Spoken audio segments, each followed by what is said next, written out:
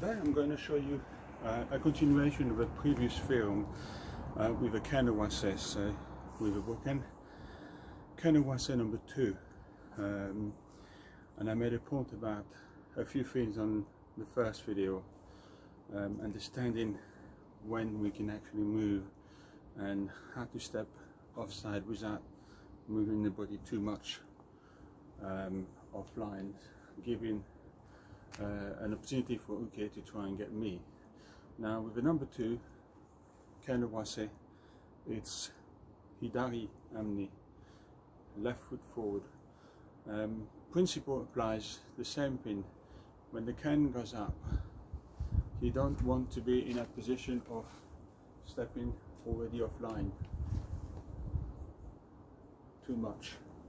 It's more, my advice on this is think hips before feet. Hips before feet. If you're thinking feet or the footwork first, you tend to move the leg more than the hips. But if you tend to think hips first, it's different. So another word is the left leg comes forward because of the left hip moving first, and then here is you, as you put the weight onto the left foot, you switch your foot and you still maintain the footwork, the hamli, Hidari hamli. So here, what you don't want to do is move first with the leg and then forward, and you're being square here. If Uke comes and strike right at you, if we think about it, you could get offline, but there's a possibility you could get hit on your right shoulder because it is square. But if you move your shoulder sideways more and you move your hip in, that shoulder comes out more. So it's about this much, getting offline a little bit more. So here, hip, and obviously you blend in with your partner. So here goes again.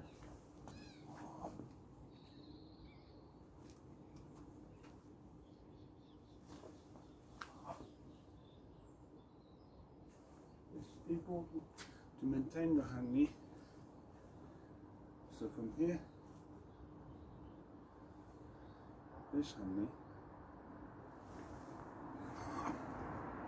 to this hand knee.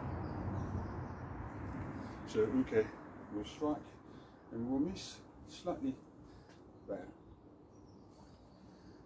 Another point that is important is the grip on your bookend. So I've mentioned that the little finger goes to the tip, and there's an edge here where you shouldn't put the hand beyond, because that will be the blade, and this is a common mistake. If you feel comfortable gripping higher, but you're actually beginning to grab the blade. So extreme is when the grip way too much, too high. And I'll tell you the problem with that is when you cut, you then cut way more square to hold it, because it's very hard. It doesn't feel right now to cut. That hand is extended too far. So always hold it just under. There's a limit where the blade begins from here to there. In fact, if you hold it well, there isn't much space between both hands. It's gripped very well. So here, now I can twist and it feels alright. For the left cut, another tip I would give, make sure your forearm is in contact with your body here. So you know you're twisting your hips more. If it's not in contact, you may end up doing this too square. When your left forearm is in contact with your body, you're using more of the angle of your body. Makes a big difference. So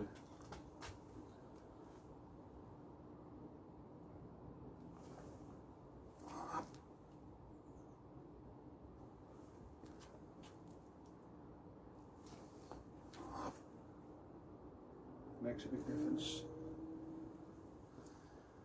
It's certainly not easy because you've got to concentrate and think about a lot of things here. Hips before feet. If you don't think that, you end up doing this. Just leg forward. It doesn't have the same detail.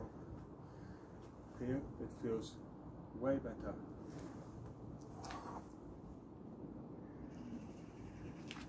Again, the left foot is just slightly floating onto the ground, same as the right side, floating onto the ground, not punk onto the floor. So you want to be slightly onto the ground and cut. And this twist. When uke strikes, it should just be quite close. I mentioned in a previous video, we want to feel comfortable, we want to move offline a bit more. But there's a risk of indicating far too much. Then uke can change the cut. And you can change the angle of the cut at this point. It's only when the cut is done that you can't change the direction of the cut. It's already too late, you're committed to it. So the entry must be subtle, quite a narrow entry, and set offline, and it feels fairly close. And actually that closeness of entry feels more like a bit extreme, but almost between life and death. Oof, that was close.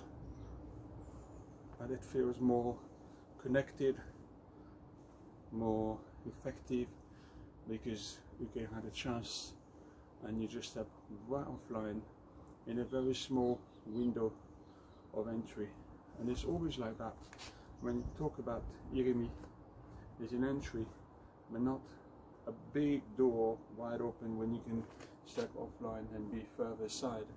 There's always a narrow entry, very, very narrow. This much, just miss. That's all he wanted. Oh. So if you think of that, your Aikido will improve using the narrow entry. So, number 2.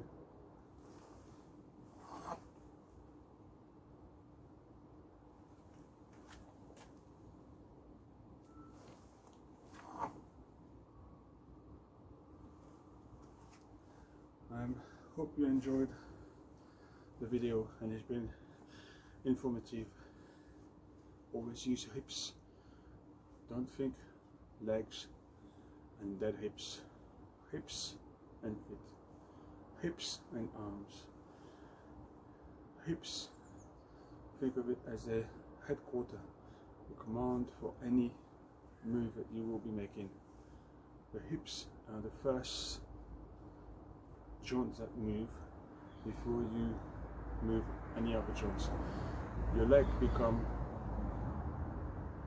the extension of your hips, your arm become the extension of your hips. So if you think that, it changes completely how you're going to apply Aikido techniques. It does to me anyway. So don't forget to subscribe if you want to see more videos, and thank you for watching.